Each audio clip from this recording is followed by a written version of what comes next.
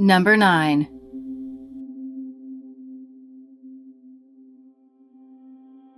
This CCTV footage, taken on April 2nd, 2017, shows two brothers and another person pushing a wheelbarrow with what was believed to be human remains on it.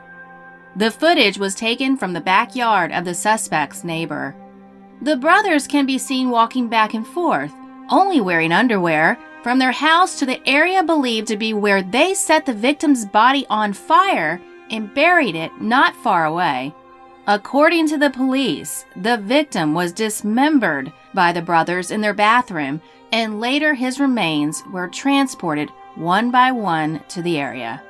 The third person with some clothes on can be seen helping the brothers transporting the dismembered remains and other items used in the murder.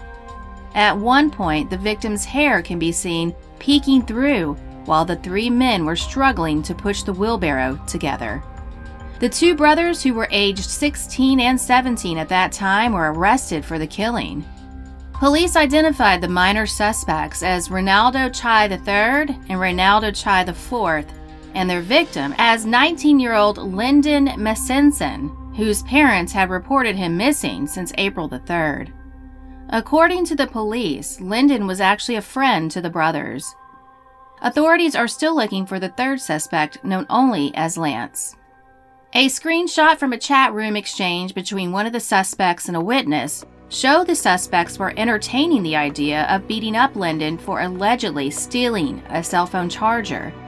Lyndon's father said his son had been missing for almost 2 weeks before his body was found at a compound in Barangay Ampid dos San Mateo, Rizal, Philippines on April the 11th.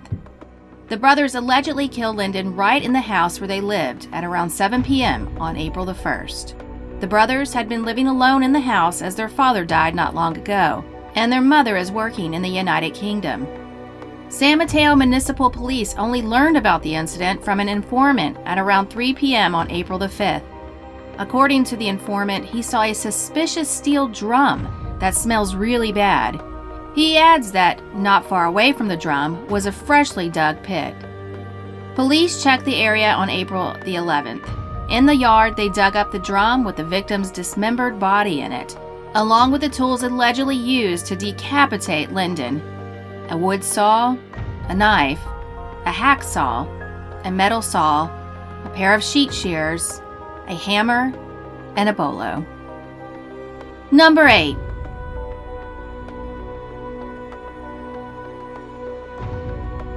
In May 2015, a 21-year-old woman was attacked in her Overland Park home, and her security system caught it on camera. Katie O'Connor is too frightened to go back to her own apartment and feels partly responsible because she trusted a friend. In the video captured by O'Connor's hidden camera, one can see her struggling to breathe in a chokehold. The attack happened at about 9:30 a.m. Tuesday near West 106th Street. O'Connor said she told a friend that she was trying to get rid of her ex-boyfriend's carpentry tools, but the only business these guys were into was stealing. O'Connor said she doesn't know the two men, but the woman, nervously pacing the floor in the surveillance video, was someone she knew. They planned play dates for their children, and she talked to her about going back to school. But now she believes it was a setup. The alleged thieves took the money she had for college tuition and her rent, the tools, and a safe. The only saving grace for O'Connor was her hidden cameras inside her apartment. She put them in 3 months ago when she hired a new nanny.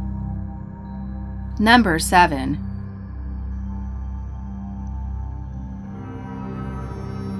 This disturbing video, released by a millionaire businessman, shows his ex-fiancée striking herself violently in the face. According to his ex-fiancée, he abused her, but the video showing her hitting herself is raising questions. The woman in the video is 29-year-old Mary Hunt. She is seen slapping herself on the head over and over again while sitting on a bed in a pink top. Mary claims her ex-fiancé Scott Mitchell, 45, was violent towards her, and she suffered black eyes and bruises at the hands of the Florida businessman. Attorneys for Scott are releasing selected clips from his home security system to refute Mary's claims that he was abusive. Scott's attorney said, "There is no evidence that he ever beat her. This video now demonstrates that she is striking herself in the same area of the face and head that they allege Scott struck her." But Mary's attorney says Scott was abusive and that her black eye was from an argument with Scott a week after the taped incident. Mary's attorney said, "Scott is a manipulative psychopath and he emotionally and physically abused her. Mary was just in a fit of rage that day because Scott told her she couldn't go to a yoga class because he was upset she was calling off the wedding." Mary's lawyer points to another video of Scott as evidence of his hot temper, in which he is shown telling Mary to get out of his house. Scott has accused Mary of stealing nearly £2 million worth of jewelry from his mansion when the pair separated in 2015. Scott filed a lawsuit against Mary and her parents over the theft. He claims Mary stole diamonds, gold, and jewelry from his home before shipping them to her family home in Virginia. In October 2015, Mary Hunt was charged with grand theft. Scott's lawsuit is his attempt to claim costs to recover the stolen items and damages. Mary vehemently denies she ever stole anything from him. Number 6.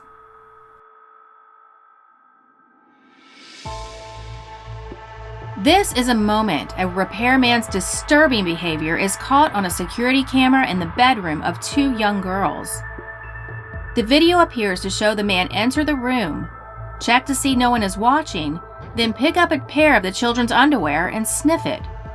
Jason Cooper was disgusted when he checked the footage of a Nest camera attached to his 3-year-old daughter's crib and found the middle-aged repairman sniffing the underwear of his 3- and 5-year-old daughters. Cooper said his wife thought the man was creepy, but they hired him anyway to conduct repairs in their new home. The repairman was hired to fix scratches on the floor made after the Cooper family moved into their Playa Vista home. Cooper was in another room as the repairman pulled his sniffing stunt. In the video, the man is seen walking around the bedroom, going over to the hamper and peeking inside. He then reaches in, touching the clothes and pulling out a pair, and he's sniffing or licking, doing something disgusting with my either 5-year-old or 3-year-old's underwear, Cooper told the station. The man goes back again several times, and in one instance, appears to pocket the girl's underwear before leaving. After seeing the video, Cooper said he filed a police report and confronted him by phone. The man gasped when Cooper told him he had been recorded. Number 5.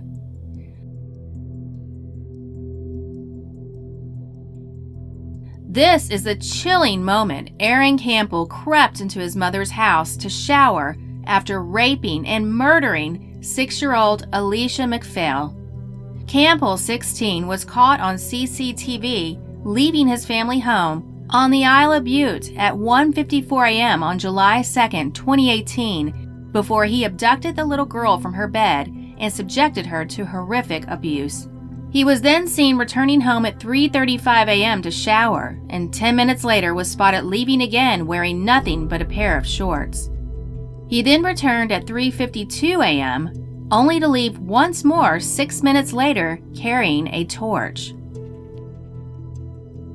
Campbell then arrived home for the final time at 4:02 a.m., just over 2 hours before Alicia's family reported her missing. Her body was discovered dumped in a woodland that same morning, and a post-mortem determined she had suffered 117 separate injuries. Pathologist John Williams agreed the injuries to her private parts were catastrophic, more severe than any he had ever seen before, and were at least partially inflicted while she was still alive. Her cause of death was given as forceful pressure to her neck and face. Campbell tried to claim the killer was the girlfriend of Alicia's dad, but the CCTV crucially showed his movements. The footage comes after Campbell's mom told Glasgow High Court she was surprised to see the CCTV footage as she believed he had gone to bed. Jeanette Campbell, 54, said her heart sank when she saw the footage of him disappearing in the middle of the night when she reviewed her CCTV. And she knew she had to call cops when she spotted her son had vanished for an hour at the time the 6-year-old was last seen tucked up in bed. She added that she had quizzed her son on his dirty feet, but he claimed he had been outside looking for his mobile phone. Campbell was found guilty following a 9-day trial at the High Court in Glasgow. The jury took only 3 hours to find him responsible. Reporting restrictions were lifted on February 22, 2019, allowing the press to name Campbell after a judge described him as being behind some of the wickedest, most evil crimes this court has ever heard. Number 4.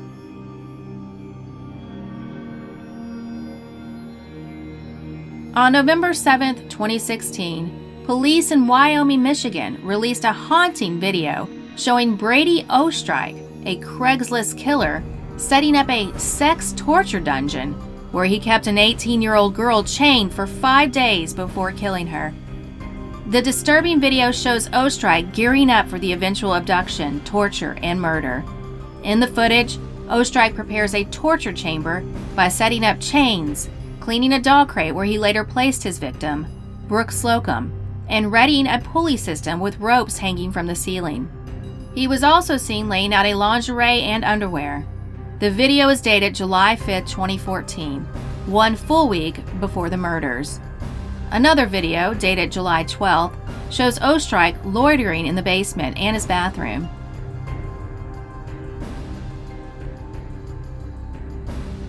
Hours later, Brooke Slocum, 18, and her boyfriend Charles Openair, 25, were supposed to meet with Oestrike after connecting on the online marketplace Craigslist. Oestrike allegedly was to pay the pair for sex. Police alleged Oestrike killed and beheaded Openair the night they met up. However, police believe he kept Slocum, who was 8 months pregnant, captive in his basement for 5 days. Openair's remains were recovered in Gizon Park, but his skull was never found then. On March 26, 2019, police discovered Openair's skull in Kent County. They used dental records to identify the skull. After Oestrike was tracked down via email and Facebook, police identified him as a suspect. A day after finding Openair's body, they prepared to raid his house. Once pursued by police on July 17th, Oestrike attempted to get away, but his vehicle crashed and he took his life via self-inflicted gunshot wound. Slocum's body was found in the trunk of Oestrike's car inside a suitcase. Her baby, who she had already named Audi, did not survive. Police released hundreds of pages of reports and pictures, along with a surveillance video, in accordance with the Freedom of Information Act request. In Oestrike's home, police found whips, swords, and bondage tools. They also found dozens of restraints, ropes, sex toys, and cattle prods strewn across his dilapidated home.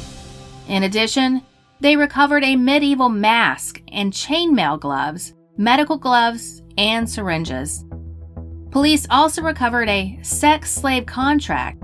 The contract was written by hand and involved sickening clauses such as, "I must obey my master," and "pleasure, I must earn it." And in another disturbing twist, officers who collected evidence from Oestrike's home found a child's sippy cup, a baby doll with a noose, and suitcases filled with women's clothing. But they saw no evidence of any children inside the property. Police also called in the FBI when they discovered a map of the U.S. hung on Oestrike's wall, covered from coast to coast in pushpins. Authorities panicked and thought they were dealing with a serial killer, but a former girlfriend told them that the pins represented places where he had stored food in case of the apocalypse. The report says more video, which was not released, shows Slocum still alive and being held captive in Oestrike's house. The last tape is dated July 17th, 1 p.m. Slocum is first seen on Oestrike's depraved video being dragged into his Taft Avenue house with handcuffs on at 1 a.m. on July 13th. According to the police reports, he wrapped a chain around her neck that had been bolted to the bathroom floor and forced her inside a dog cage. Her arms were then attached to a pulley system suspended from the ceiling, which he could manipulate at will, controlling her like a puppet. Slocum is then seen to be repeatedly assaulted and forced to smoke marijuana for several days, the documents show. The video appears to show Oestrike convinced Slocum that Openair is still alive before he kills her. The autopsy carried out on Slocum revealed that her cause of death was strangulation. Number 3.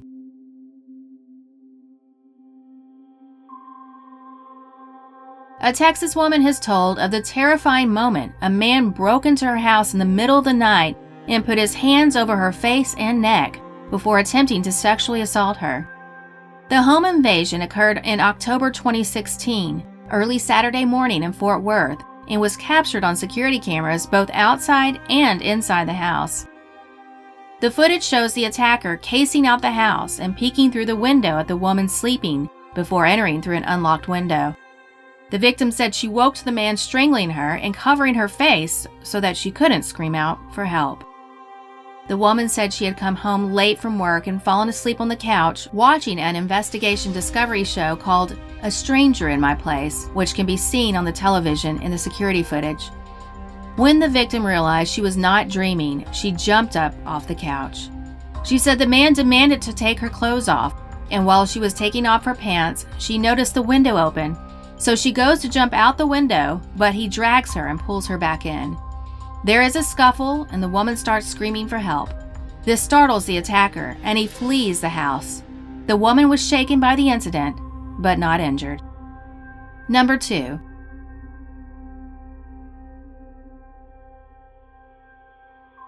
In December 2013, this chilling footage has been released showing a burglar standing over a sleeping pensioner as he raids her home.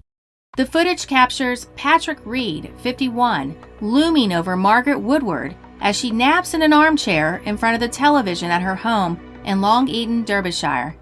Reed, wearing a blue top with the hood up and a rucksack on his back, was caught on film after police installed cameras in Woodward's home to catch the culprit.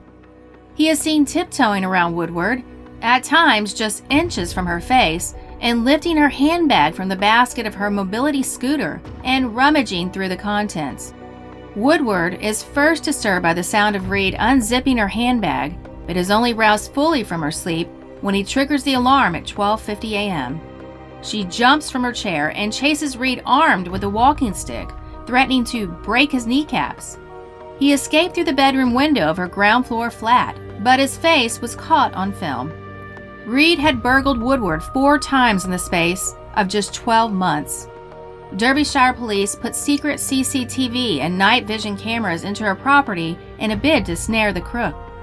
Reed stole £900 from his traumatized victim over a 12-month period.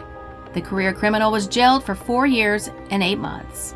Woodward was awarded £1,500 from Derbyshire's High Sheriff to honor her bravery. Number 1.